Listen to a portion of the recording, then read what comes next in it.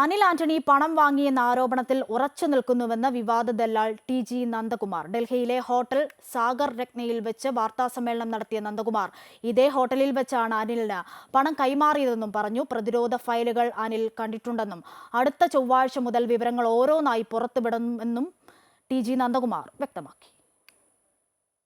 അനിലിന് അമ്മ എലിസബത്ത് ആന്റണിയുടെ പ്രോത്സാഹനമുണ്ട്. അജിത് ആന്റണിയുമായും സംസാരിച്ചിട്ടുണ്ട്. എന്നാൽ വിവാദമായ കാര്യങ്ങളിൽ യാതൊന്നും അജിത്തിന് അറിയില്ലെന്നും നന്ദകുമാർ പറഞ്ഞു.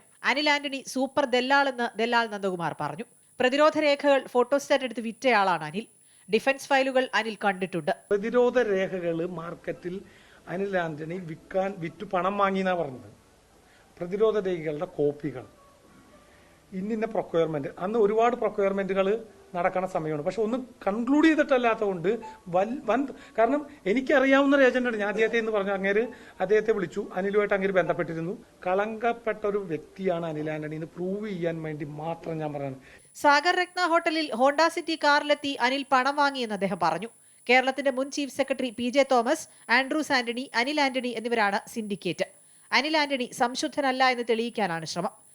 ശോഭാ സുരേന്ദ്രൻ വഴി കുഞ്ഞാലിക്കുട്ടിയെ NDAയിലെത്തിക്കാൻ ശ്രമം നടത്തിയെന്ന് പ്രകാശ് ജാവ്ദേക്കർ പറഞ്ഞതായി നന്ദകുമാർ വെളിപ്പെടുത്തി. പ്രകാശ് ജാവ്ദേക്കർ എന്നെ സമീപിച്ച് CPMനെ ചൂണ്ടിയിടാൻ നോക്കി.